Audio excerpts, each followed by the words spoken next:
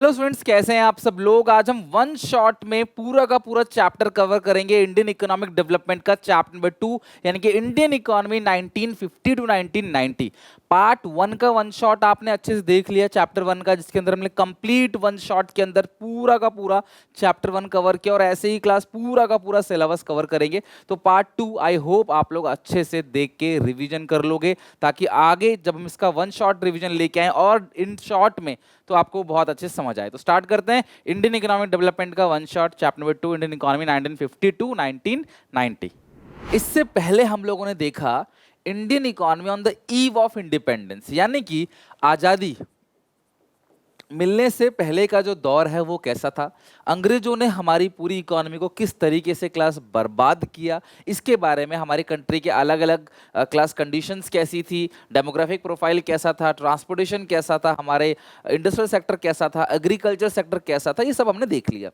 अब 1951 से क्लास 1990 तक का क्या हाल है, या आप कह सकते हो 1950 से लेकर 1990 तक हमारी इकोनॉमिक कंडीशन कैसी थी, क्या क्या प्रॉब्लम्स थी, क्या क्या हमने सुधार किए, वो सारी चीज़ें इस चैप्टर में पढ़ेंगे। ठीक है।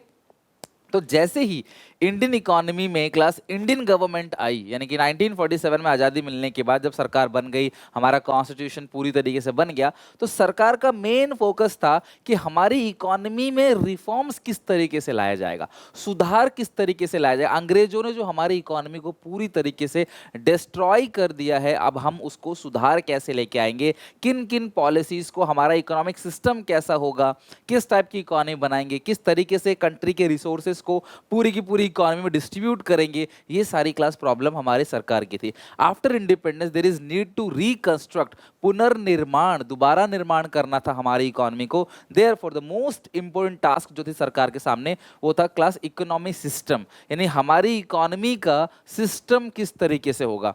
इकोनॉमिक सिस्टम का सिंपल सा मतलब ये है कि हमारी इकोनॉमी में जो गवर्नमेंट है या जो भी कंसर्न अथॉरिटी है, उनके पास जो संसाधन है, जो कंट्री की वेल्थ है, उसका डिस्ट्रीब्यूशन किस तरीके से करेंगे, अलग अलग सेक्टर में, अलग अलग लोगों में इसका डिस्ट्रीब्यूशन किस तरीके से करेंगे, ताकि हर एक इंसान के पास देश की जो फैसिलिटी है पूरी कंट्री की पहुंच सके। Economic system refers to an arrangement by which central problems of an economy are solved। किसी भी इकोनॉमी में तीन तरह के सेंट्रल प्रॉब्लम होता है, what to produce, how to produce and for whom to produce. Class 11th में आपने पढ़ा होगा। व्हाट टू प्रोड्यूस का मतलब क्या है, कौन से गुड्स एंड सर्विसेज को बनाएं और किस क्वांटिटी में बनाएं देश के अंदर। हाउ टू प्रोड्यूस का मतलब है कौन सी टेक्नोलॉजी से बनाएं, लेबर इंटेंसिव से बनाएं या कैपिटल इंटेंसिव से, दोनों के अपने प्रोज एंड कॉन्स हैं। अगला है फॉर होम टू प्रोड्यूस, हम लोग प्रोडक्शन किसके लिए करेंगे, मतलब हम लोग प्रोडक्शन गरीब लोगों के लिए कर रहे हैं, अमीर लोगों के कर रहे हैं, क्लास बच्चों के लिए, यूथ के लिए, ओल्ड एज लोगों के लिए, किसके लिए हम लोग प्रोडक्शन कर रहे हैं। तो इन तीनों decision, what to produce, how to produce and for whom to produce, ये सेंट्रल प्रॉब्लम है और इकोनॉमिक सिस्टम बना के इन्हीं प्रॉब्लम को किस तरीके से सॉल्व किया जाए। अगर मैं बात करूं, तीन तरह की इकोनॉमी होती है हमारी economy. Indian economy is a mixed economy. तो इंडिया में क्लास मिक्स्ड इकोनॉमी चलता है, और कैपिटलिस्टिक इकोनॉमी या कैपिटलिज्म या कैपिटल इकोनॉमी या मार्केट इकोनॉमी, ये उस टाइप की इकोनॉमी है जहां पे class what to produce, how to produce and for whom to produce, these decisions are taken by the private producers. ध्यान रखना, प्राइवेट प्रोड्यूसर्स। अगर कंट्री के अंदर what to produce, how to produce and for whom to produce, ये decision private producers ले रहे हैं due to demand supply, market force देखकर, डिमांड सप्लाई देखकर जब ये डिसीजन लिया जाता है क्लास, इसको बोलते हैं मार्केट इकोनॉमी या कैपिटल इकोनॉमी या कैपिटलिज्म। ठीक है। जब ये यही क्लास सरकार देखती है कि अगर what to produce, how to produce and for whom to produce, ये डिसीजन गवर्नमेंट ले रही है। कौन ले रही है क्लास? गवर्नमेंट। यहाँ पे देश के अंदर क्या बनेगा, किस क्वांटिटी में बनेगा, ये सारा डिसीजन प्राइवेट प्रोड्यूसर्स लेते हैं डिमांड सप्लाई को देखते हुए। अगर डिमांड किसी चीज़ की बढ़ रही है तो हम उसको ज़्यादा प्रोड्यूस करेंगे, प्राइवेट ओनर्स की चलती है यहाँ पे। लेकिन यहाँ पे सोशलिज्म यानी कि class social economy, socialistic economy, ये वो ऐसी इकोनॉमी है जहाँ पे what to produce, how to produce and for whom to produce, these decisions are taken by the government. सरकार यहाँ पे डिसीजन लेती है, देश के अंदर क्या बनेगा, किस क्वांटिटी में बनेगा, किसके लिए बनाया जाएगा सामान, सरकार डिसाइड करती है। इसको बोलते हैं क्लास सोशलिज्म। और मिक्स इकोनॉमी में क्लास क्या होता है, जहाँ पे प्राइवेट और प्राइवेट प्रोड्यूसर्स या प्राइवेट ओनर्स और गवर्नमेंट दोनों मिलके डिसीजन लेते हैं क्लास की कंट्री के अंदर क्या बनेगा, किसके लिए बनेगा। जैसे हमारी इकोनॉमी की बात करें तो वो मिक्स इकोनॉमी, लेकिन हांगकांग हो गया, स्विट्जरलैंड हो गया, वो सब एक तरीके से यूएस हो गया, वो कैपिटलिस्टिक इकोनॉमी है, वो कैपिटलिज्म है। और ध्यान रखना, कैपिटल इकोनॉमी या मार्केट इकोनॉमी का जो मेन मोटो होता है वो होता है profit maximization. Social welfare class socialism का मोटिव होता है, और मिक्स इकोनॉमी का मोटिव क्या होता है, प्रॉफिट तो कमाएंगे ही कमाएंगे ऑप्टिमम, प्लस साथ में सोशल वेलफेयर भी करेंगे। मतलब प्राइवेट प्रोड्यूसर्स और सरकार दोनों मिलकर डिसीजन लेती है, और जैसे जैसे कोई देश तरक्की की राह पे चलता चला जाता है वो कैपिटलिज्म को फॉलो करता है, तो वहाँ देखो ज़्यादा प्राइवेटाइजेशन होगा, सरकार जो है वो ज़्यादातर चीज़ें प्राइवेट के हवाले कर देगी ताकि उसमें परफॉर्मेंस अच्छा हो सके। लाइक सरकारी कंपनियों में काफ़ी अच्छा परफॉर्मेंस दिखेगा नहीं आपको, लेकिन प्राइवेट में आपको अच्छा परफॉर्मेंस दिखेगा, ठीक है। वहाँ पे परफॉर्मेंस ओरिएंटेड होता है, सरकारी कर्मचारी ये नहीं सोचते कि कोई निकाल नहीं सकता हमें, प्राइवेट में क्लास काम करना पड़ेगा, आपको डेवलपमेंट करनी पड़ेगी। तो ये 3 टाइप के डिसीजन है।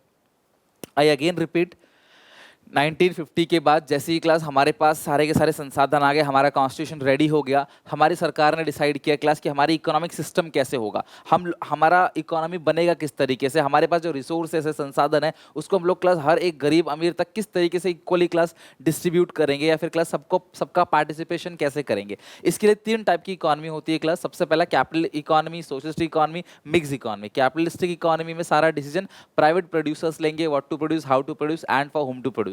These are central problem. इसको सॉल्व कैसे करें, प्राइवेट प्रोड्यूसर देखेंगे प्रॉफिट मैक्सिमाइजेशन के मोटो से। यहाँ पे सोशलिस्टिक या सोशलिज्म इकोनॉमी क्या होती है, जहाँ पे what to produce, how to produce and for whom to produce, these decisions are taken by the government with the objective of profit maximization. And third is mix economy, जहाँ पे private producers और government दोनों मिलकर decision लेती है what to produce, how to produce and for whom to produce का। यहाँ तक क्लास हम लोगों ने अच्छे से समझ लिया। 1950 के अंदर सरकार ने प्लानिंग कमीशन का गठन किया। यहाँ पे कुछ डेटा है जो क्लास आपको अच्छे से लिख लेना है। आई सजेस्ट यू ऑल कि जितने डेटा आप यहाँ पे लिख रहे हो आप नोटबुक में नोट करते रहो, और एक बार क्लास कमेंट सेक्शन में लिख के रख लेना डेटा, ताकि जिन्होंने नहीं पढ़ा वो भी देख ले डेटा, और साथ में आप लिखोगे आपको हमेशा वो याद रहेगा, भूलोगे नहीं। सबसे पहले अब सरकार ने क्या किया, 5-5 साल की प्लानिंग बनाना चालू कर दिया। इसको बोलते हैं क्लास प्लानिंग कमीशन, या आप इसे कहते हैं इकोनॉमिक प्लानिंग, कि अब अगले 5 साल के अंदर हम देश का विकास किस तरीके से करेंगे, हमारा एजेंडा क्या है, 5 साल के अंदर हम लोग देश में क्या क्या चीज़ों को डेवलप करेंगे। फिर यहाँ पे अगले 5 साल में फिर नए मुद्दे आ जाएंगे, फिर अगले साल में कुछ नए मुद्दे, फिर अगले 5 साल में कुछ नए मुद्दे, जिनको क्लास खत्म करेंगे। तो एक साथ नहीं, धीरे धीरे धीरे धीरे क्लास 5-5 साल की योजनाएं बनाएंगे। इसको बोलते हैं 5 ईयर्स प्लान, पंचवर्षीय योजना। Economic planning means utilization of country resources in different development activity in all over the country. मतलब किस तरीके से हम पूरी कंट्री को डेवलप करेंगे। अब इकट्ठा 2 साल 5 साल में इतना बड़ा देश विकसित नहीं होगा, तो हमें क्लास 5-5 साल का टाइम चाहिए कि पहले कुछ मुद्दे 5 साल में सॉल्व करेंगे, फिर अगले कुछ मुद्दे 5 साल में सॉल्व करेंगे। लाइक गरीबी हटाओ का मुद्दा क्लास 5 साल में सॉल्व नहीं हो सकता, इसके लिए लंबा समय चाहिए। To make economic planning effective the government of India setup planning commission 1950। इसी इकोनॉमिक प्लानिंग के तहत सरकार ने क्लास प्लानिंग कमीशन को सेटअप किया 1950 में। ध्यान रखना, प्लानिंग कमीशन सेटअप कब हुआ था, 1950, सेटअप 1950। और इसके प्लान जो थे वो थे क्लास 5 ईयर प्लान। इन्होंने 5-5 साल की योजनाएं बनाना चालू किया। ऑब्जेक्टिव क्या था प्लानिंग कमीशन का, कि लोगों का जो लिविंग स्टैंडर्ड है वो बढ़ जाए। अगर आपका लिविंग स्टैंडर्ड बढ़ जाएगा तो आपकी एजुकेशन अच्छी है तभी बढ़ेगा, और आपके पास रोजगार है तभी बढ़ेगा। लिविंग स्टैंडर्ड क्लास सिर्फ और सिर्फ पैसों से नहीं बढ़ता है क्लास, एजुकेशन और पैसा। लोग कहते हैं that's why education is important. तो एजुकेशन जरूरी है, सिर्फ पैसा जरूरी नहीं है। अगर आपको सिर्फ पैसा दे दिया जाए तो आप ऐसी बहुत सारी एक्टिविटी करोगे जो लोग हंसेंगे आपके ऊपर, देख के आपको हंसेंगे, बोलेंगे पागल है, बेवकूफ़ है, कितना पैसा हो। लेकिन अगर एजुकेशन भी है साथ में पैसा भी है तो सीधी सी बात है क्लास, आपका लिविंग स्टैंडर्ड बढ़ना तय है, और आप समाज को कुछ एक अच्छा मैसेज भी दे पाओगे। सो फर्स्ट 5 ईयर प्लान जो आया वो आया 1950 में। देखो प्लानिंग कमीशन का सेटअप कब हुआ, 1950। फर्स्ट प्लान जो आया वो 1951 में आया। ध्यान रखना, जो पहला प्लान चला था वो 1951 से लेकर 1956 तक चला था, ठीक है। 1951 और एंड कब हुआ, 1956। जो पहला 5 ईयर प्लान था वो 51 से लेकर 56 तक चला था। ऐसी क्लास 12 चले प्लान, 12 टोटल 12 5 ईयर प्लान चले, अब नहीं चलता, अब बंद हो चुका है। टोटल 12 5 ईयर प्लान चला 2012 से लेकर 2017 तक, आखिरी 5 ईयर प्लान था। 2017 के बाद प्लानिंग कमीशन ने प्लान बनाना बंद कर दिया, और वही इंडिया का आखिरी प्लान था। आखिरी प्लान था 12 से आया 2012, 2012 12 से लेकर 5 साल 17 तक। पहला प्लान 51 से 56, आखिरी प्लान 12 से 17, और वो 12वें नंबर का प्लान था। एंड इसमें क्लास कुछ क्या हुआ कि जो थर्ड 5 ईयर प्लान था ना, वो एक तरीके से एक फेलियर था। जिसकी वजह से क्लास इनमें प्लान हॉलिडे कॉन्सेप्ट आया। बहुत ज़्यादा इंपॉर्टेंट नहीं है, बट कहीं भी अगर प्लान हॉलिडे का जिक्र होता है ना, तो 3 साल की छुट्टी थी जहाँ पे हमने प्लान को कहीं भी अप्लाई नहीं किया, प्लान को स्टॉप कर दिया। 1966 से 67, 1967 से 68, 68 से कुल मिला के 1966 से 1969, इसमें क्लास बोलते हैं due to miserable failure of third five plan class, even crisis भी चल रहे थे, लड़ाई भी चल रही थी, इंडिया पाकिस्तान बांग्लादेश इनके बीच में इश्यूज चल रहे थे, जिसकी वजह से क्लास जाके यहाँ पे ये 3 साल जो था इसको बोलते हैं प्लान हॉलीडे। तो ये डाटा सब लिखना कमेंट में ताकि आपको हमेशा याद रहे। और ये थर्ड फाइव प्लान का जो फेलियर था बहुत बुरी तरह फेल हो गया था, जिसकी वजह से क्लास ये 3 साल जो ऑफ था इसको बोलते हैं प्लान हॉलीडे। अच्छा, प्लानिंग कमीशन का जो चेयरमैन होता है वो कौन होता है क्लास? प्रधानमंत्री। प्लानिंग कमीशन का चेयरमैन कौन होता है? प्रधानमंत्री, यानी कि नरेंद्र मोदी इस टाइम पे। कुछ प्लान ऐसे होते हैं जो बहुत बड़े होते हैं, जिनको आप 5 साल में पूरा नहीं कर सकते। झुग्गी हटाओ के झुग्गी हटाने, देश के अंदर झुग्गी झोपड़ी गरीबी हटाने के लिए 5 साल चाहिए, नो। सो उसको बोलते हैं क्लास पर्सपेक्टिव प्लान, जो अचीव होते हैं क्लास विद इन 20 ईयर्स। तो वो प्लान जो 20 साल में अचीव किए जाते हैं उसको हम लोग बोलते हैं पर्सपेक्टिव प्लान। जब 2017 में आखिरी प्लान हमारा इम्प्लीमेंट हो गया 12वें नंबर का, तो अब क्या चलता है क्लास? प्लानिंग कमीशन को टेक ओवर किया है नीति आयोग ने। आज प्लानिंग कमीशन को नीति आयोग ने टेक ओवर कर लिया है। नीति की फुल फॉर्म आप ध्यान रखना, नीति आयोग का मतलब है national institution of transforming India. 2015 1 जनवरी को क्लास ये इफेक्ट में आया, यानी कि फॉर्म हुआ 1 जनवरी 2015। इस नीति आयोग में क्या होता है, अब जितने भी क्लास बड़े लोग हैं देश के, यानी कि जो सरकारी यानी कि आप सोचो या तो चीफ मिनिस्टर हो गए अलग अलग कंट्री के, या एलजी हो गए अलग अलग स्टेट के चीफ मिनिस्टर हो गए, या फिर एलजी हो गए अलग अलग यूनियन टेरिटरीज के, तो उन सबकी एक मीटिंग होती है क्लास, ठीक है। 27 मई 2023 की क्लास ये मीटिंग है, ठीक है। आप देखोगे, देख सकते हो क्लास परिषद की 8वीं बैठक है, ये 8th meeting of the government council है, ठीक है। तो ये एक मीटिंग है ना। 2015 से आप हिसाब लगा लेना क्लास, यहाँ पे 2023 तक ये 8वीं मीटिंग है। यहाँ पे क्लास अलग अलग जो मंत्री हैं, अलग अलग कैबिनेट मिनिस्टर हैं, अलग अलग स्टेट के जो चीफ मिनिस्टर्स हैं, वो सारे के सारे क्लास आपको देखो एक साथ मिल जाएंगे। इनकी मीटिंग होती है, बातचीत होती है, और कैसे हम अलग अलग सबको डेवलप करेंगे, किस तरीके से पूरी कंट्री को हम लोग डेवलप करेंगे, ठीक है। कुछ अगर चीफ मिनिस्टर मिसिंग हो गए तो ऑब्वियसली वो यहाँ पे आए नहीं होंगे। तो ये होती है क्लास आपका पूरा का पूरा नीति आयोग की मीटिंग। इस तरीके से सारे के सारे चीफ मिनिस्टर्स एलजी आते हैं, बैठ के डिसीजन लेते हैं कि भाई हम अब देश को किस तरीके से अच्छे राह पे लेके चलेंगे, या क्या क्या प्रॉब्लम्स है उनको समाधान कैसे करेंगे वो। तो नीति आयोग यानी national institution of transforming India 2015 जनवरी को 1 जनवरी को आया, और क्लास इन्होंने रिप्लेस किया किसको? प्लानिंग कमीशन को, ठीक है। अब हमारे 5 प्लान्स नहीं चलते। नेक्स्ट है class long term goals of fibre plan. बहुत इंपॉर्टेंट है क्लास। जो फाइबर प्लान है हमारे पंचवर्षीय योजना, इसके लॉन्ग टर्म गोल क्या है, इससे क्लास क्वेश्चन पूछ लिया जाता है। इन शॉर्ट में मैं आपको याद कराऊंगा जैम्स, GEMS, शॉर्ट में याद कर लेना क्लास, जैम्स, GEMS, ठीक है। तो जो फाइबर प्लान हमने बनाया है, जो पंचवर्षीय योजना हमने बनाई है, इसका जो लॉन्ग टर्म ऑब्जेक्टिव है वो क्या है? इसके लॉन्ग टर्म ऑब्जेक्टिव में सबसे पहला आता है ग्रोथ। देश जानता है कि अगर देश तरक्की करेगा तो देश के लोग भी तरक्की करेंगे।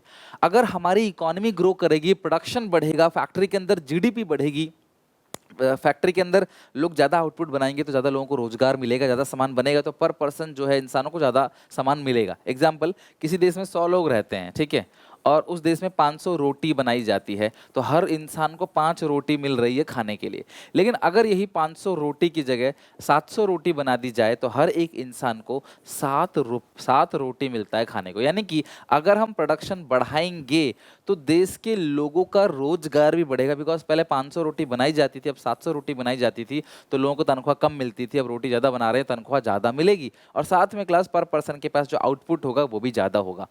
तो 1951 में सरकार ने सोचा कि यार किस तरीके से हम कंट्री का ग्रोथ करें। अगर हमारी इकोनॉमी ग्रो करेगी तो सीधी सी बात है क्लास, हम भी ग्रो करेंगे, हमारे देश के लोग ग्रो करेंगे। इमेजिन करो आपके घर के आगे अच्छी सड़क है, आसपास अच्छे से हॉस्पिटल है, स्कूल्स है, बैंक्स हैं, ट्रांसपोर्टेशन सिस्टम अच्छा है, कम्युनिकेशन सिस्टम अच्छा है, आप ट्रैवल करके कहीं भी आसानी से समय पे पहुंच सकते हो, आपको बैंक्स अच्छे रेट पे लोन दे देती है, आपके यहाँ पे इंटरनेट कनेक्टिविटी अच्छी है। जब ये सारी चीज़ें अच्छी होंगी तो आपको पैसे कमाने का 10 साधन मिल जाएगा, 10 जुगाड़ आपको पैसे कमाने के मिल जाएंगे। क्यों अरबन एरिया से लोग रूरल एरिया से लोग अर्बन एरिया में शिफ्ट करते हैं? क्योंकि वहाँ पे कमाई के साधन ज़्यादा हैं, रोजगार का साधन जो है वहाँ पे ज़्यादा है। आप रोजगार कमाओगे तो भाई सीधी सी बात है, आप एजुकेशन लोगे, हेल्थ पे खर्च करोगे, ग्रो करोगे आप। तो यही चीज़ है, तो इसको बोलते हैं क्लास ग्रोथ, यानी कि कंट्री के ग्रोथ में क्लास 5 प्लान का मेन मोटो यही था लॉन्ग टर्म कि भाई इकोनॉमी ग्रो करे, इकोनॉमी ग्रो करेगी तो हमारे देश के लोग भी अपने आप ग्रो कर जाएंगे, ठीक है। जैसे सेकंड है क्लास इक्विटी। इक्विटी का मतलब क्या है? गरीब अमीर के बीच का फासला कम करना। इक्विटी का मतलब नहीं doctor, lawyer, engineer, chartered accountant और क्लास प्लम्बर, इलेक्ट्रिशियन, इन सबको सेम सैलरी दे। इक्विटी का मतलब क्या है कि जो देश की रिसोर्सेस हैं उसमें सबका हिस्सा हो। स्कूल है, अच्छे स्कूल, तो क्लास अच्छे स्कूल में हर किसी के बच्चे जा सकें, उसकी स्कूल की फैसिलिटी, एजुकेशन की फैसिलिटी हर किसी को मिल सके। कोई क्लास महीने का 50,000 रुपये स्कूल भेज रहा है क्लास अपने बच्चे को, और कोई क्लास अपने बच्चे को पढ़ा तक नहीं पा रहा है। कोई इलाज करा रहा है क्लास बहुत मल्टी स्पेशलिस्ट हॉस्पिटल में, और कोई बेचारा इलाज नहीं मिला जिसकी वजह से मर गया। तो ये जो मतलब डिस्क्रिमिनेशन है, या तो समझो इनकम इनइक्वालिटी है, वो खत्म करना, यानी कि इकोनॉमी की वेल्थ को इस तरीके से डिस्ट्रीब्यूट करना, इक्विटेबल डिस्ट्रीब्यूशन, ताकि हर एक इंसान को उसमें से कुछ शेयर मिले। कुछ ऐसा ना हो कोई बहुत कमा रहा है, कोई खाने की तक के पैसे नहीं है, इस तरीके से नहीं होना चाहिए। इसको बोलते हैं इक्विटी। देखो कभी भी ग्रोथ और डेवलपमेंट मीनिंगलेस एक्सरसाइज है अगर क्लास उसमें इक्विटी नहीं आई तो। क्लास के कुछ बच्चों को अगर टीचर से पढ़ा दे, कुछ अच्छे बच्चों को जो उनसे ट्यूशन पढ़ते हैं पर्सनल, या फिर आगे के कुछ बच्चे या जो उनके रिलेटिव के बच्चे या जान पहचान के बच्चे जो उनकी चापलूसी करते हैं, ऐसे बच्चे सिर्फ उनको अगर पढ़ा दिया जाए तो वो भले ही 100 में से 100 ले आएंगे, लेकिन उससे पूरी क्लास का डेवलपमेंट नहीं होगा। पूरी क्लास का डेवलपमेंट तब होगा जब हर एक बच्चे के ऊपर अटेंशन ज़्यादा दिया जाएगा। तो कमजोर बच्चों पर ज़्यादा समय वेस्ट करना, मतलब लगाना चाहिए टीचरों को, एज कम्पेयर टू क्लास तेज बच्चे। तेज बच्चों को कम अटेंशन दोगे तो भी वो अच्छे से पढ़ाई कर लेगा, समझ लेगा। Weak students need more attention. तो यही है, अमीर लोगों से टैक्स वसूलो और गरीब लोगों को दो, ताकि गरीब लोगों का डेवलपमेंट हो सके। अमीरों से टैक्स वसूलोगे तो उसको उतना फर्क नहीं पड़ेगा, गरीबों को दोगे तो उससे गरीब अपनी हालत को सुधारेगा। This is called equity. तो कंट्री के अंदर इक्विटी लेके आना चाहिए, यानी कि जो गरीब अमीर का जो भेदभाव है उसको कम करना चाहिए, कि वो मिनिमाइज हो। जैसे अभी डेवलप नेशन में देखोगे इतना फर्क नहीं होता अमीर गरीब में, हमारे इंडिया में होता है। मॉडर्नाइजेशन। मॉडर्नाइजेशन सिर्फ एग्रीकल्चर में नहीं, मॉडर्नाइजेशन क्लास हर सेक्टर में आना चाहिए। ट्रांसपोर्टेशन सिस्टम के लिए हमारी कंट्री, आपको पता है कि बुलेट ट्रेन को पास कर दिया है। हाइपरलूप ट्रेन के साथ बात क्लास हमारी कंट्री की चल रही है कि हम हाइपरलूप ट्रेन बनाने की बात चल रही है। हाइपरलूप ट्रेन बनाएंगे, ऐसी ट्रेन जो 1000 किलोमीटर पर घंटे की स्पीड से आती है, मतलब हवाई जहाज जैसी स्पीड से क्लास टनल के थ्रू, ट्यूब के थ्रू क्लास ट्रेन जाएगी, छोटे छोटे कैप्सूल जाएंगे उसके अंदर, उसे बोलते हैं हाइपरलूप ट्रेन। उसकी बात चल रही है। चांद तक जाने की बात चल रही है क्लास, इवन अमेरिका मंगल तक जाने की बात कर रहा है। तो कहीं ना कहीं हम लोग मॉडर्नाइजेशन लेके आ रहे हैं। लेजर ऑपरेशंस हो रहे हैं लोगों के, ऑनलाइन टीचिंग हो रही है, ऑनलाइन कंसल्टेंसी लिया जा रहा है, वर्क फ्रॉम होम हो रहा है। आजकल मॉडर्नाइजेशन में कितनी चीजें डेवलप करी जा रही हैं, बिना चीर फाड़ करे लेजर ऑपरेशंस हो जा रहा है, बताओ। बिना बिना क्लास सीजर यूज के ऑपरेशंस हो जा रहे हैं। नई नई बीमारियों का क्लास नया नया तरीके से इलाज ढूंढा जा रहा है, कम से कम खर्चे पे, कम से कम समय पे। तो ये सारी चीजें क्लास मॉडर्नाइजेशन है, और हर एक सेक्टर में, प्राइमरी, सेकेंडरी, टर्चरी। अगर मैं एग्रीकल्चर की बात करूं, एग्रीकल्चर में भी मॉडर्नाइजेशन देखने को मिलता है। एग्रीकल्चर में भी आजकल मैकेनिज मीन्स ऑफ कल्टीवेशन होता है, खेतीबाड़ी की जाती है मशीन्स के थ्रू। तो ये सब कहीं ना कहीं क्लास इकोनॉमी को ग्रो कर रहा है, और यही है क्लास लॉन्ग टर्म 5 प्लान का objective. G for growth, E for class equity, M for modernization, L for self sufficiency या सेल्फ रिलायंस, आत्मनिर्भर। आज भी मोदी जी कहते हैं क्लास वोकल फॉर लोकल, यानी कि क्लास आत्मनिर्भर भारत। आज भी कहा जाता है कि हमारा भारत जो है वो किसी और पे डिपेंड ना हो। कल को कोई कंट्री हमसे गद्दारी करेगा, ठीक है, तो फिर हमें कोई फर्क नहीं पड़ेगा, हम आपसे कुछ नहीं लेंगे। हम अपने अपने अंदर ही चीज़ें बना रहे हैं हम लोग क्लास, मतलब कि इंपोर्ट को सब्स्टिट्यूट कर रहे हैं हम लोग, अपने देश के अंदर कारखाने लगा रहे हैं। पीपीई किट हमारे देश ने खुद बनाया क्लास लॉकडाउन के टाइम पे, कोविड के टाइम पे, तो हमें बाहर से चीज़ों को लेना नहीं पड़ा। तो सेल्फ रिलायंस का मतलब क्या है? जो जो चीज़ें हम बाहर से मंगा रहे हैं, कोशिश करो। देखो बहुत सारी चीज़ें ऐसी हैं जो हमारे पास नहीं है, लाइक क्रूड ऑयल का रिजर्व हमारे पास नहीं है, इतना तेल हमारे पास नहीं है, हर चीज़ एक देश में नहीं हो सकता, लेकिन फिर भी डिपेंडेंसी बेसिकली कम हो। खेती बाड़ी तो हमारे यहाँ पे है ना, कल को दिक्कत आ जाएगी, गाड़ी घोड़ा नहीं चला पाएंगे, पर कम से कम अनाज तो खा लेंगे ना हम लोग, कुछ तो उससे फायदा होगा। तो आत्मनिर्भर बनने का मतलब क्या है कि मैक्सिमम चीज़ें जो हम बाहर से इंपोर्ट करते हैं, इंपोर्ट ना करके उसको अपने देश के अंदर ही प्रोड्यूस करने का सोचा जाए। This is called self reliance. तो 1951 से क्लास सरकार ने ये 4 लॉन्ग टर्म 5 प्लान बनाए थे कि भैया ग्रोथ हो, इक्विटी हो, सेल्फ रिलायंस हो और मॉडर्नाइजेशन। सोचो और क्या चाहिए देश को? ये चारों चीज़ अगर है तो हमें क्या चाहिए? और कुछ भी नहीं चाहिए, सब कुछ मिल गया हम अगर ये चारों चीज़ें मिल गई तो। ये था class long term goals of 5 plan. Features of agriculture during 1950 to 1990। हमारी कंट्री में 1950 से लेकर 1990 तक एग्रीकल्चर के क्या हालात थे? सबसे पहला, लो लेवल ऑफ प्रोडक्टिविटी। आप ये कह सकते हो कि 1960 तक, आज़ादी मिलने से पहले से लेकर 1960 तक हमारी कंट्री में एग्रीकल्चर का जो ग्रोथ था ना, वो स्टैग्नेंट था, यानी कि नो ग्रोथ, कोई भी ग्रोथ नहीं था, बिल्कुल कांस्टेंट। पॉपुलेशन बढ़ रही है बट एग्रीकल्चर में कोई ग्रोथ नहीं है, जीरो ग्रोथ या स्टैग्नेंट कह लो आप, क्योंकि हमारे यहाँ की प्रोडक्टिविटी बहुत कम थी। जमीन ज़्यादा होने के बावजूद भी जो आउटपुट निकल के आ रहा था वो बहुत कम था। यानी कि हमारे इन जो फसल है ना, वो इंसेक्टिसाइड, पेस्टिसाइड, वो सब ना होने की वजह से क्लास खराब हो जा रहे थे। हमारे पास खाद अच्छे नहीं थे, हमारे पास मॉडर्न टेक्निक नहीं थी खेती बाड़ी करने के लिए। किसान जो है मर रहे थे, किसानों के पास फंडिंग अच्छी नहीं थी, पैसे अच्छे नहीं थे उनके पास, बारिश पे डिपेंड होते थे, ऐसी प्रॉब्लम हुआ करती थी, जिसकी वजह से हमारा जो प्रोडक्टिविटी था, यानी कि पर हेक्टेयर ऑफ लैंड जो प्रोडक्टिविटी है, जो आउटपुट है पर हेक्टेयर ऑफ लैंड, वो बहुत कम था। हम लोग प्लस उस टाइम भी खेती बाड़ी करने के लिए बारिश पे डिपेंड थे। अच्छी बारिश होगी तो खेती बाड़ी अच्छी होगी, बारिश अच्छे से नहीं हुई तो खेती बाड़ी अच्छी नहीं हो पाएगी। डिस्गाइज अनएम्प्लॉयमेंट, जिस काम को 4 लोग कर सकते हैं उस काम को 6 लोग कर रहे हैं, इसको बोलते हैं हिडन अनएम्प्लॉयमेंट। डिसगाइज अनएम्प्लॉयमेंट का मतलब क्या है कि बेरोजगारी है लेकिन दिख नहीं रही है। जिस काम को 4 लोग कर सकते हैं उस काम को 6 लोग कर रहे हैं।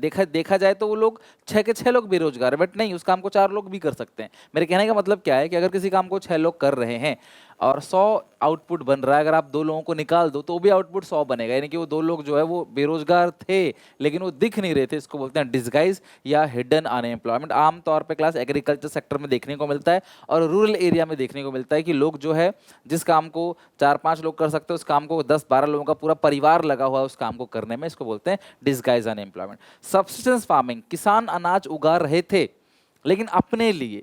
किसान जो भी अनाज उगा रहे थे वो सेल्फ कंजप्शन के लिए, उनके मन में ऐसा नहीं था कि इसको बेचना है। उन्होंने जितना भी अनाज उगाया वो अपने लिए, खुद की रिक्वायरमेंट को पूरी करने के लिए अनाज उगाया, यानी कि सब्सिस्टेंस फार्मिंग।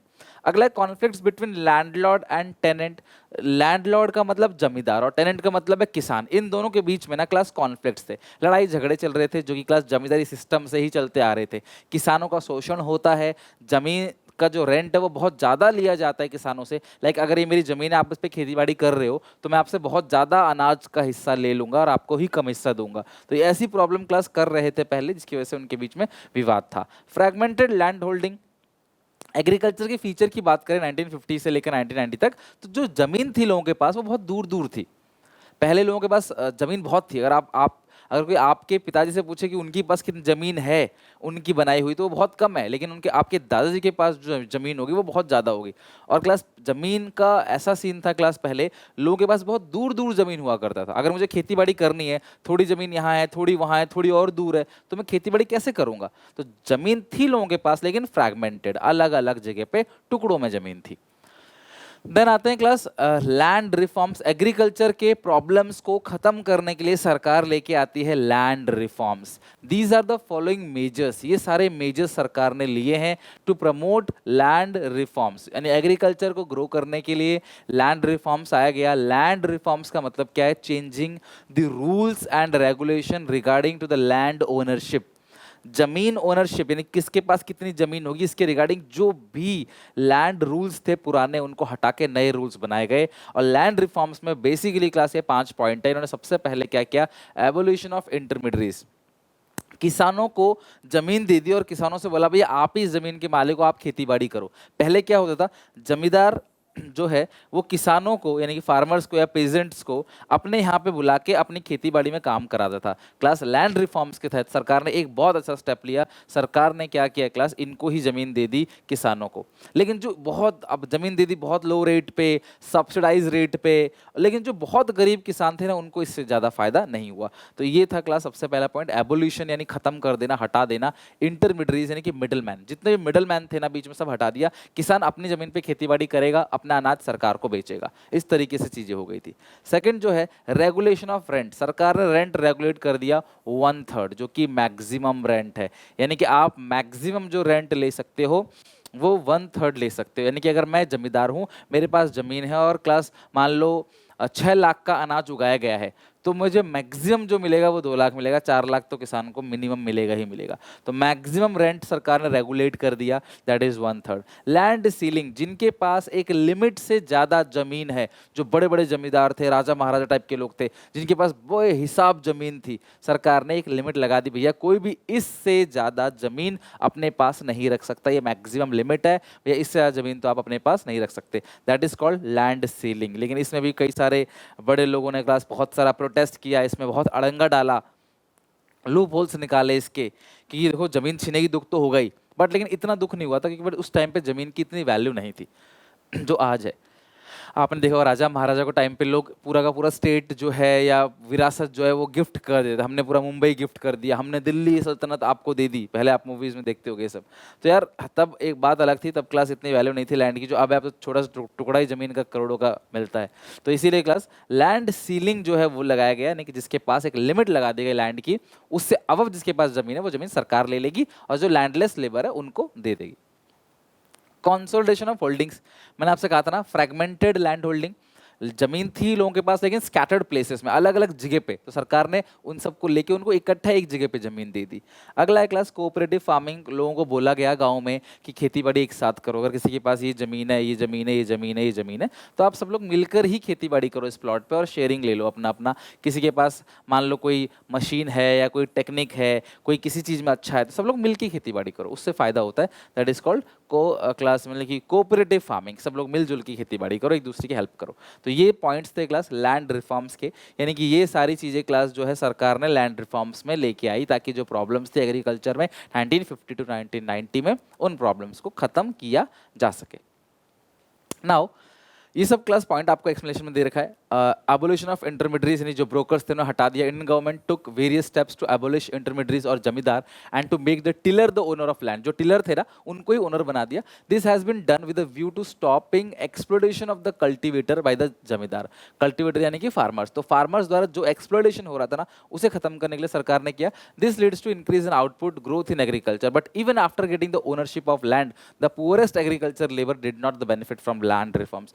जमीन मिलने के बाद भी प्रॉपर खेती बाड़ी नहीं कर पाए, अच्छे से बीज सिंचाई करना, पानी की व्यवस्था अच्छे से नहीं कर पा रहे थे वो।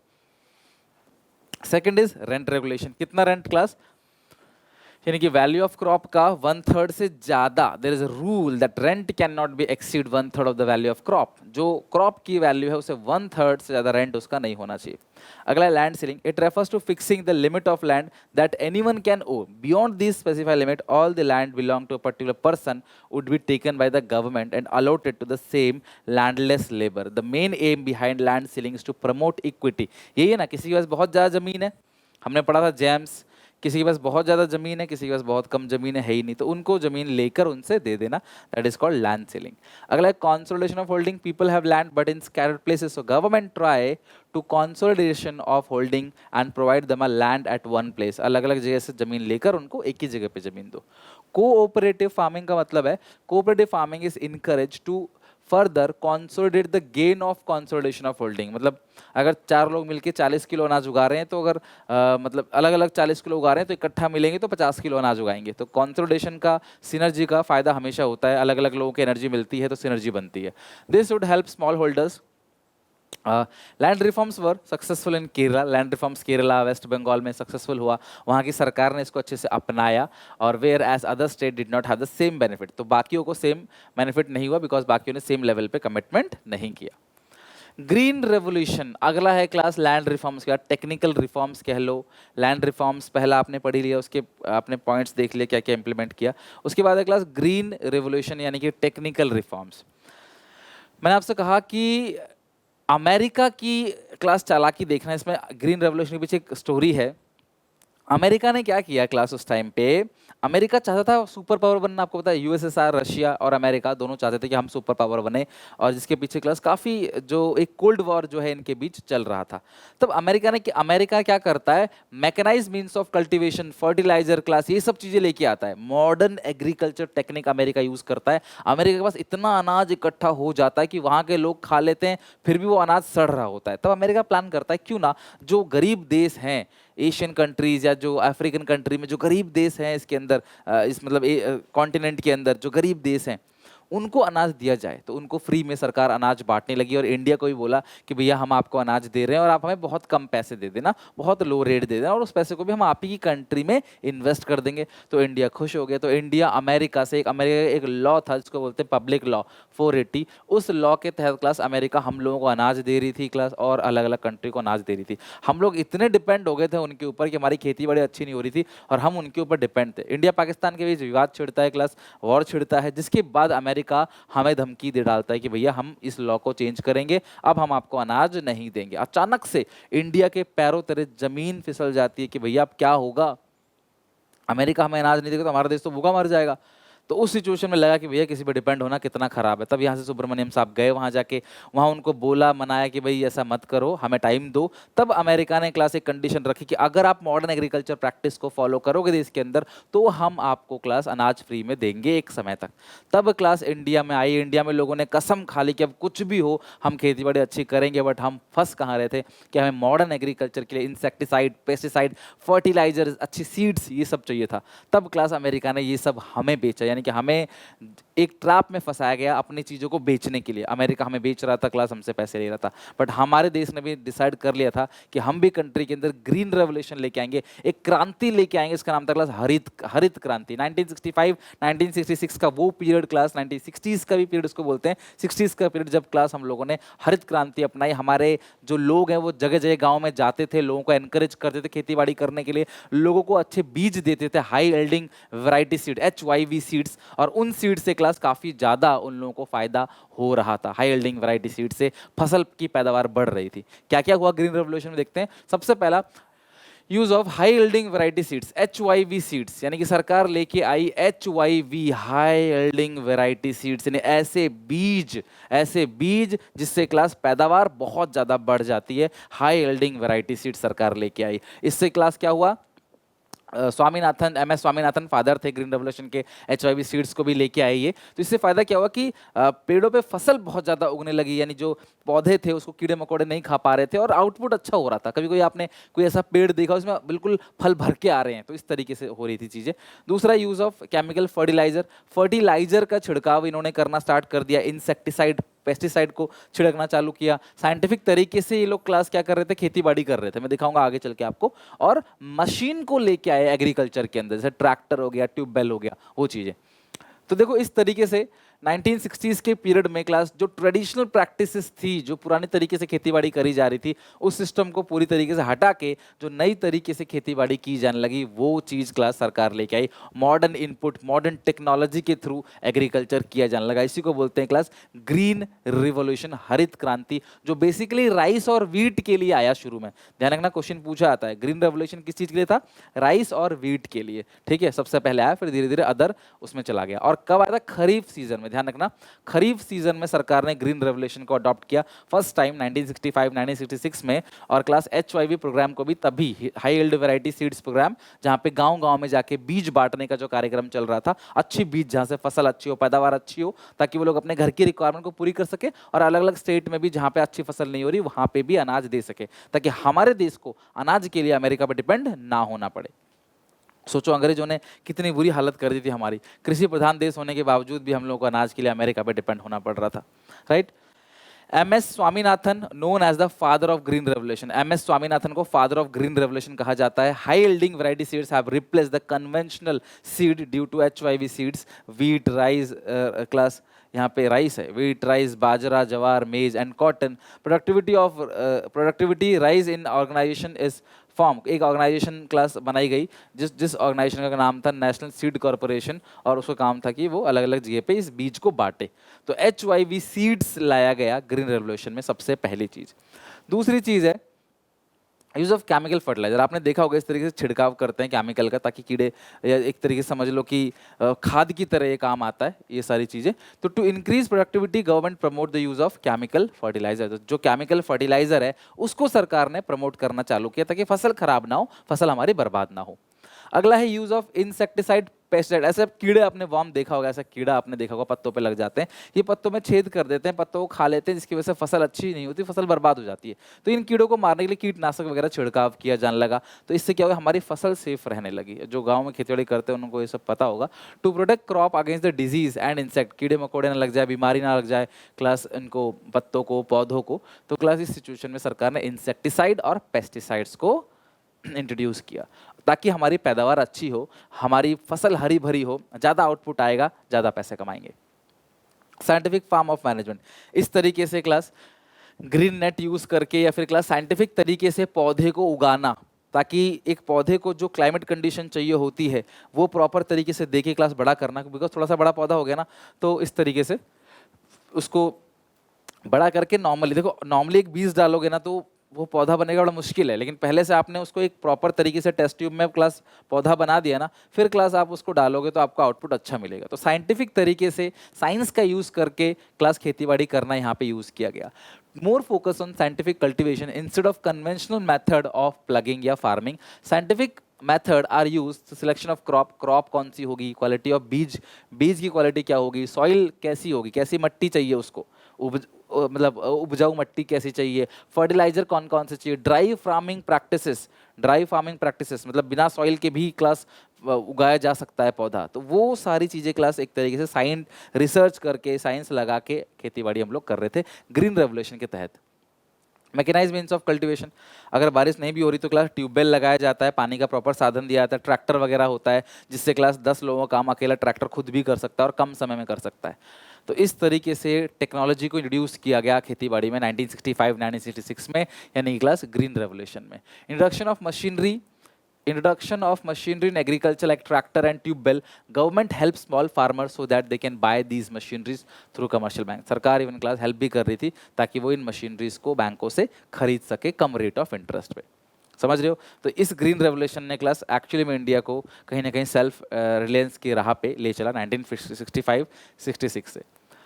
Indian economy experience the success of green revolution in 2 phases. तो जो ग्रीन रेवोल्यूशन का हमें सक्सेस मिला ना वो 2 फेजेस में मिला। पहला, in the first phase mid 60 and to mid 70, यानी कि 65 से 75 तक the use of HYV seeds was restricted to the more affluent states like Punjab, Andhra Pradesh, Tamil Nadu. तो इन सब जगह पे क्लास इसका ज़्यादा डिस्ट्रीब्यूशन होने लगा। Further the use of HYV seeds primarily benefited wheat growing regions only. तो ऐसी एरिया जहाँ पे चावल धान नहीं होते, जहाँ पे अनाज होता है, वीट होता है, तो उन स्टेट्स को काफी फायदा मिला फर्स्ट फेज में। और in second phase mid 70 mid 80 यानी 1975 से 1985 तक the HYV technology spread to the larger number of states and benefit to the more variety of crop. तो पहली स्टेज में यानी कि 65 से 75 तक वो बेसिकली वीट को प्रमोट कर रहे थे HYV सीड्स में, और जिस एरिया में गेहूं ज़्यादा होता है, यूपी में भी गेहूं ज़्यादा होता है, तो उस एरिया में क्लास बेसिकली यहाँ पे इन्होंने बीज को बांटना चालू किया। फिर सेकंड फेज में 75 से 85 के अंदर इन्होंने क्या करा, बाकी अदर स्टेट्स में भी और बाकी अदर क्रॉप्स में भी, धान वगैरह में भी और अदर क्रॉप में भी इन्होंने जो क्लास बाजरा हो गया, मेज हो गया, है ना, अलग अलग जो क्रॉप्स है अलग अलग स्टेट में भी इन्होंने क्लास काम करना चालू किया। तो पहला फेज जो था 65 से 75, दूसरा 75 से 85। तो 65 से 75 बेसिकली वीट के लिए और सिलेक्टेड स्टेट्स में जो सपोर्ट करता है वीट को, ठीक है, जहाँ पे वीट ज़्यादा पैदावार होती है, क्लाइमेट कंडीशन सुइटेबल है।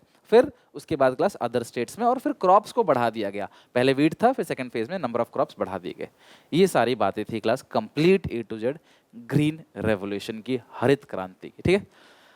अच्छा, अब ग्रीन रेवोल्यूशन के बेनिफिट्स क्या क्या हुए, important effect of green revolution, हरित क्रांति लाया गया तो फायदा क्या हुआ, अटेनिंग मार्केटेबल सरप्लस। अब मार्केटेबल सरप्लस का मतलब क्या है, पहले किसान अनाज उगाता था अपने लिए, लेकिन अब ये अनाज उगाता है क्लास किसके लिए, मार्केट के लिए। मतलब ये अनाज मार्केट के लिए उगाया जाता है, आप अपना सेल्फ कंजप्शन करने के बाद भी इसको आगे बेच सकते हो, इसको बोलते हैं मार्केटेबल सरप्लस। यानी कि अपना खुद का कंजप्शन पूरा हो गया, साथ में भी सामान बच गया तो आप इसे बेच सकते हो। और इसे खरीदती कौन थी, सरकार। फूड कॉर्पोरेशन ऑफ इंडिया किसानों से कहती थी आप जितना अनाज हमें बेचोगे हमें दे दो, हम अच्छे दामों में, मिनिमम सपोर्ट प्राइस, कम से कम तो आपको इतना दाम तो देंगे ही देंगे, जो कि बहुत ज़्यादा है। मतलब तुमने 100 रुपये लगाया, तुम्हें कम से कम 150 मिलेगा, तुम हमें बेच दो। सरकार क्लास से सारा का सारा अनाज खरीद लेती थी, यानी कि भारतीय खाद्य निगम फूड कॉर्पोरेशन ऑफ इंडिया सरकार से अनाज खरीदती थी। तुम्हारा अनाज बिकेगा, तुम उगाओ, जितना उगाना उगाओ। बफर स्टॉक, सरकार क्या करती थी, इस अनाज को खरीद लेती थी किसानों से और बफर मेंटेन करती थी ऐसे कोल्ड स्टोरेज में, अपना वेयर हाउस में, ताकि कल को अगर कहीं वॉर हुआ या फिर सुनामी आई, आंधी तूफान आया, किसान अच्छे से फसल नहीं कर पा रहा या राशन बांटना है, तो उस सिचुएशन में उस टाइम पे क्लास इस फसल का अनाज का इस्तेमाल किया जाएगा। Benefit low income group, green revolution से पैदावार बढ़ गई, यानी सप्लाई बढ़ गई, और किसी भी चीज़ की सप्लाई अगर बढ़ेगी तो उसका प्राइस कम होगा, तो अनाज की पैदावार बढ़ने लगी, जिसकी वजह से अनाज का प्राइस कम हुआ, तो गरीब लोग जो कल तक नहीं खरीद पा रहे थे प्रॉपर, आज क्लास उन्हें क्लास फायदा होने लगा, वो अनाज खरीदने लगे, भूखमरी जो है वो कम हो गई। अगला है rise in productivity, green revolution में आप नई नई टेक्नोलॉजी का यूज़ करते हो, मशीन का यूज़ करते हो, क्लास मॉडर्न फार्मिंग कर रहे हो, अच्छी बीज का, हाई यील्डिंग वैरायटी सीड्स का आप इस्तेमाल कर रहे हो, तो ऑब्वियसली क्लास जो फसल की पैदावार है वो बढ़ जाती है, प्रोडक्टिविटी बढ़ जाती है। ठीक है। इंडस्ट्रियल डेवलपमेंट 1950 से लेकर 1990 तक सरकार चाहती थी कि पूरी कंट्री को हम ही चलाएं, प्राइवेट के हाथ में कुछ ना दें। उसके पीछे बहुत सारी क्लास मतलब ये सोच थी सरकार की, जो कि सही भी थी। देश तब नया नया बन रहा था क्लास, और इवन हमें बहुत शोषण ऑलरेडी देखने को मिला था। अगर हम चीज़ें प्राइवेट के हवाले कर देते तो होता ये कि क्लास प्राइवेट जो प्रोड्यूसर्स हैं या जो प्राइवेट फर्म्स हैं, उनका मेन ऑब्जेक्टिव होता है प्रॉफिट मैक्सिमाइजेशन। तो वो प्रॉफिट कमाने के लिए चीज़ों को महंगा बेचते और ऑब्वियसली लोग अफोर्ड नहीं कर पाते। इसीलिए 1950 से लेकर 1990 तक सरकार ने सारी चीज़ें अपने हाथ में रखी थी, सारा कंट्रोल अपने हाथ में रखा था। फिर 1991 में आके धीरे धीरे सरकार ने क्या करना स्टार्ट किया, जो अगले चैप्टर में पढ़ोगे आप, लिबरल पॉलिसी लाना स्टार्ट कर दिया, प्राइवेटाइजेशन करना शुरू कर दिया। ठीक है, तो स्टार्ट करते हैं।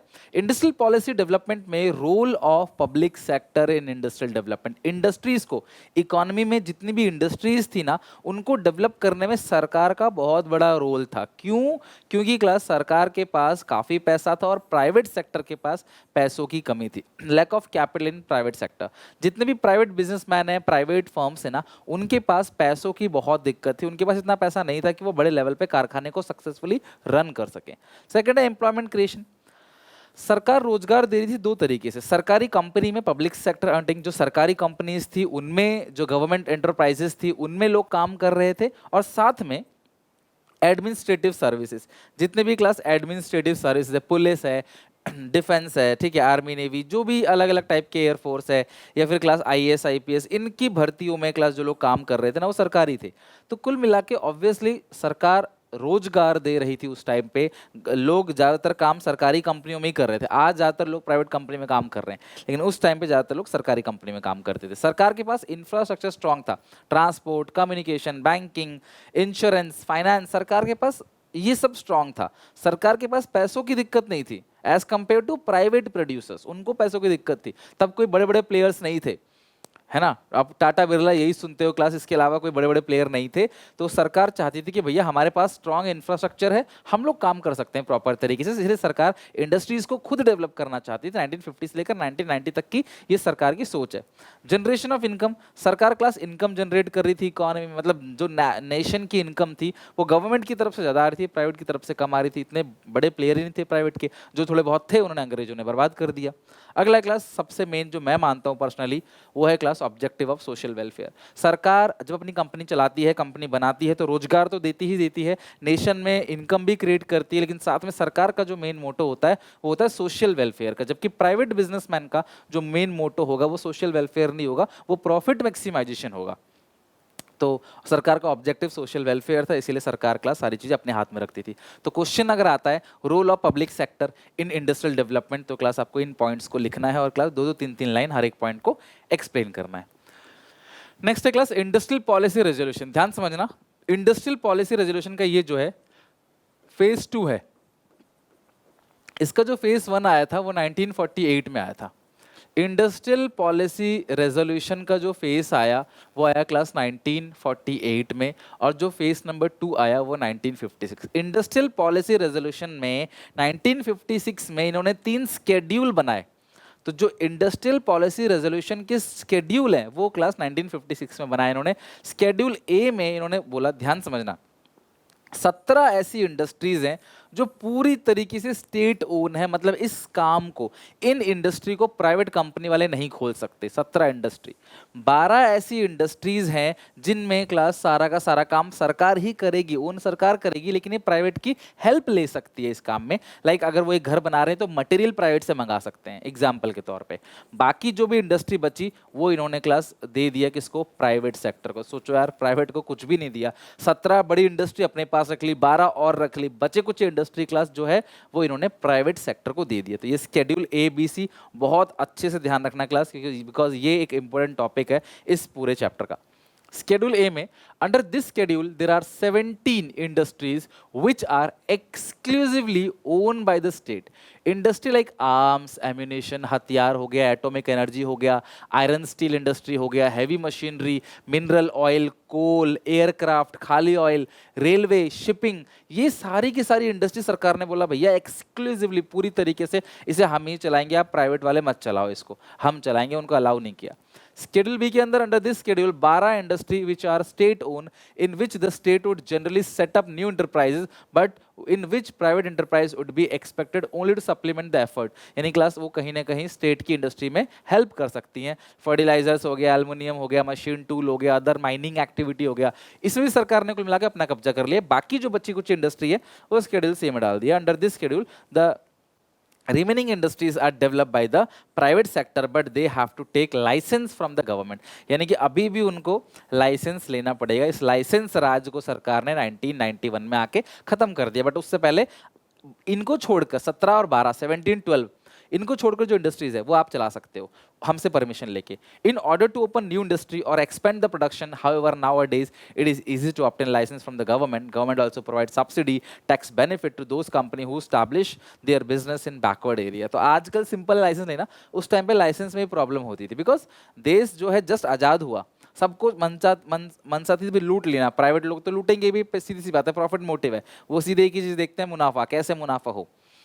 तो क्लास वो फिर गलत करते, इसीलिए सरकार ने चीज़ों को अपने हाथ में रखा, जो कि उस टाइम पे सही था। स्मॉल स्केल इंडस्ट्री देश को डेवलप करने में, एम्प्लॉयमेंट देने में, फॉरेन करेंसी इकट्ठा करने में बहुत बड़ा रोल है एसएसआई का। स्मॉल स्केल इंडस्ट्री, छोटे छोटे कारखाने, लघु उद्योग जो होते हैं।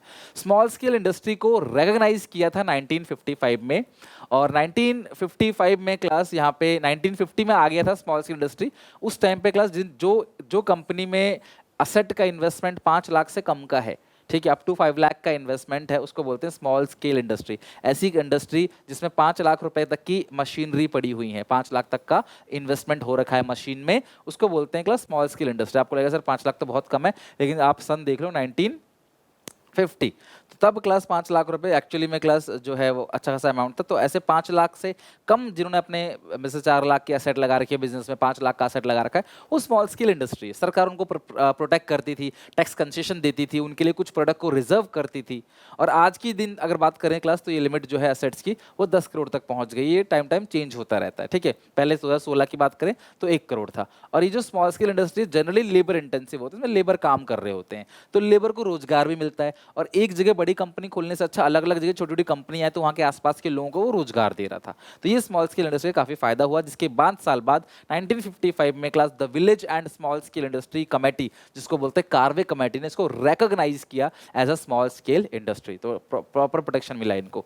अब स्मॉल स्केल इंडस्ट्री का फायदा क्या है क्लास, स्मॉल स्केल इंडस्ट्री करती क्या है क्लास काम, सबसे पहला एम्प्लॉयमेंट जनरेशन। छोटी छोटी कंपनियां जो हैं वो रोजगार क्रिएट करती हैं, एम्प्लॉयमेंट जनरेट करती हैं। छोटी कारखाने खुलेंगे, लेबर इंसेंटिव यूज करती है, लेबर इंसेंटिव, तो आसपास के जो लोग हैं ना क्लास, वहाँ पे वो लोग काम करने आते हैं, तो काफ़ी रोजगार मिलता है। लगभग 45 to 50% अराउंड मान लो एक्सपोर्ट जो हो रहा है इंडिया का, वो पूरा क्लास स्मॉल स्केल इंडस्ट्री की तरफ से ही हो रहा था उस टाइम पे। लगभग आधा, मतलब कि टोटल एक्सपोर्ट अगर 100 करोड़ का हो रहा है तो 50 करोड़ का कंट्रीब्यूशन किया स्मॉल स्केल इंडस्ट्री ने। और ऑब्वियसली लोगों को रोजगार मिल रहा है, तो लोगों का वेलफेयर भी हो रहा है। ये सारे बेनिफिट थे स्मॉल स्केल इंडस्ट्री के। और सरकार ने स्मॉल स्केल इंडस्ट्री को प्रोटेक्ट करने के लिए ऑब्वियसली कुछ टैक्स कंसेशन दिए, उनको सस्ते रेट पे ज़मीन दी, सस्ते रेट पे बिजली का बिल उनको प्रोवाइड कराया, सब्सिडीज दी उनको, और इवन क्लास उन लोगों को सरकार ने कुछ प्रोडक्ट रिजर्व कर दिए, जैसे टिश्यूज हो गए, नैपकिन, चॉकलेट्स, ये सब चीज़ें आप ही बनाओ, है ना, छोटे टॉयज हो गए वो आप ही बनाओ, ये सारी चीज़ें आप ही बनाओ, बड़ी कंपनी इसको नहीं बनाएंगी तो आपको कंपटीशन नहीं मिलेगा, आप सर्वाइव कर पाओगे। इस तरीके से स्मॉल स्केल इंडस्ट्री को काफ़ी बेनिफिट दिया सरकार ने 90s 50s के टाइम पे। इनके बारे में क्लास एक क्वेश्चन पूछा जा सकता है क्लास, एक तरीके से प्रशांत चंद्र महालनोबिस है, इनका जो मॉडल है वो इंडिया ने सेकंड फाइव प्लान में अडॉप्ट किया था। क्लास ध्यान, पीसी यानी प्रशांत चंद्र महालनोबिस मॉडल को सेकंड 5 ईयर प्लान में क्लास इंडिया ने अडॉप्ट किया था 1956 से लेकर 1961, यानी कि पहला था 51 से 56, 51 से 56, दूसरे 5 ईयर प्लान में क्लास सरकार ने क्या किया, इनकी पॉलिसीज को अपनाया था, इनके जो मॉडल है उसको क्लास इन्होंने अपनाया था। दूसरी बात, प्रशांत चंद्र महालनोबिस को आर्किटेक्ट ऑफ इंडियन प्लानिंग कहा जाता है, इंडियन प्लानिंग के आर्किटेक्ट इनको माना जाता है। बहुत बड़ी हस्ती, इन्होंने क्लास देश के डेवलपमेंट के लिए बहुत बड़ा रोल निभाया। इन्होंने क्लास स्टार्ट किया था जनरल संख्या और even class establish Indian statistical institute, इन्होंने क्लास इंडियन स्टैटिस्टिकल इंस्टीट्यूट को भी फाउंड किया, यानी कि ISI। ठीक है, फॉरेन ट्रेड, अब हो क्या रहा था क्लास कि हम लोग, सरकार ने पॉलिसी बनाई कि हम लोग बाहर से कितनी चीजें इंपोर्ट करेंगे, तो बाहर से इंपोर्ट करना बंद करो, अपने देश के अंदर ही उन चीजों को बनाओ जो आप बाहर से इंपोर्ट कर रहे हो। तो to protect the domestic firm from the foreign competition, सरकार ने क्या किया, एक पॉलिसी बनाई जिसका नाम है क्लास इंपोर्ट सब्सटीट्यूशन। सरकार ने क्या किया, इंपोर्ट सब्सटीट्यूशन की पॉलिसी बनाई कि भैया बाहर से इंपोर्ट ना करके हम लोग चीजों को अपने देश के अंदर से ही खरीदेंगे। This is called import substitution. ठीक है, और इंपोर्ट सब्सटीट्यूशन के लिए सरकार ने 2 ट्रेड पॉलिसी बनाई, जिससे सरकार डोमेस्टिक प्रोड्यूसर्स को फॉरेन कंपटीशन से क्लास एक तरीके से बचा रही थी। मेरी बात समझना, जो बाहर के लोग हैं वो हमारे इंडिया में सस्ता सामान बेच रहे थे, तो इंडियन लोग, उनके पास मशीन थी, टेक्नोलॉजी थी, हमसे बहुत आगे थे, वो लॉस भी झेल सकते थे, तो इंडियन लोग बाहर का सामान खरीद रहे थे, हमारे देश के लोगों से सामान खरीद ही नहीं रहे थे। तो हमारे जो डोमेस्टिक प्रोड्यूसर्स हैं उनको प्रोटेक्ट करने के लिए, जो डोमेस्टिक प्रोड्यूसर्स हैं उनको प्रोटेक्ट करने के लिए सरकार ने क्या किया, टैरिफ और कोटा लगाया। टैरिफ का मतलब क्या है, हैवी टैक्सेस, टैक्सेस इतने ज़्यादा लगा दो कि लोग बाहर से चीज़ें खरीद ही ना पाएँ, इतने हाई रेट ऑफ टैक्सेस। मैं आपको इमेजेस दिखाता रहता हूँ ताकि क्लास आपको एग्जाम में इमेज बेस्ड क्वेश्चन भी आते हैं। तो टैक्सेस को सरकार ने एक तरीके से बढ़ा दिया, high rate of tax, tax जितना ज़्यादा होगा लोग इंपोर्ट कम करेंगे। मान लो मैं बाहर से 100 रुपये का पेन लेने गया, सरकार ने बोला 50 रुपये हम टैक्स लेंगे, तो मुझे पेन 150 का पड़ेगा, तो मैं बाहर से नहीं खरीद के अपने देश के लोगों से खरीदूंगा, तो मेरे देश के लोगों का सेल होगा, उनको पैसा मिलेगा, वो रोजगार देंगे 10 लोगों को, तो इससे हमारा फायदा होगा। सरकार ने क्या किया, टैक्स बढ़ा दिया, टैरिफ, कोटा लगा दिया सरकार ने। कोटा का मतलब क्या होता है, क्वांटिटेटिव टैक्स। टैरिफ का मतलब क्या है, टैक्स। कोटा का मतलब क्या है, क्वांटिटेटिव रेस्ट्रिक्शन। ठीक है, सरकार ने क्वांटिटेटिव रेस्ट्रिक्शंस को लगाना चालू किया। कहने का मतलब क्या है, सरकार ने क्वांटिटी पर रेस्ट्रिक्शन लगाना चालू कर दिया कि भैया आप इतनी क्वांटिटी ही सामान ले सकते हो बाहर से, इससे ज़्यादा क्वांटिटी आप नहीं ले सकते। मान लो कि आप बाहर से इंपोर्ट कर रहे हो तो 100 टन आप इंपोर्ट कर सकते हो, बस उससे ज़्यादा आप इंपोर्ट नहीं कर सकते। इससे फ़ायदा क्या होगा कि हम बाहर से इंपोर्ट कम करेंगे, हमारी करेंसी हमारे देश के अंदर रहेगी, हमारे देश के लोगों को रोजगार मिलेगा। ये पॉलिसी सरकार की 1950 से 1990 तक हमारे डोमेस्टिक प्रोड्यूसर्स जो हैं उनको प्रोटेक्ट करने के लिए सरकार ने टैरिफ और कोटा लगाया। ध्यान रखना, डोमेस्टिक प्रोड्यूसर्स को प्रोटेक्ट करने के लिए फ्रॉम फॉरेन कंपटीशन सरकार ने टैरिफ लगाया और कोटा। ये कोटा है क्लास, यानी क्वांटिटी, आप क्वांटिटी कम कर दो, ठीक है, बोटलनेक बना दो कि आप धीरे धीरे ही आप बाहर से चीज़ें मंगा सकते हो, इकट्ठा बाहर से ज़्यादा चीज़ें नहीं मंगा सकते। ऐसा करने से हमारे देश के लोग हमसे ही सामान खरीदेंगे, फिर क्लास बाहर से सामान नहीं खरीदेंगे, तो हमारे जो डोमेस्टिक प्रोड्यूसर्स हैं ना क्लास, डोमेस्टिक फर्म्स हैं, उनको क्लास काफ़ी ज़्यादा फायदा मिलेगा, right. And that's it is ख़त्म। बाकी इस चैप्टर में इतना ही था और हमने इस चैप्टर को पूरी तरीके से ख़त्म कर दिया। आई होप आप इस चैप्टर को अच्छे से लर्न कर लोगे, एक एक कॉन्सेप्ट, एक एक चीज़ की अच्छे से याद करके समझ के पढ़ के आओगे, ठीक है। मिलते हैं नेक्स्ट क्लास में नए चैप्टर के साथ। Take care, bye bye. तो इसे पढ़ के याद जरूर करके आना, ठीक है। चलो बाय।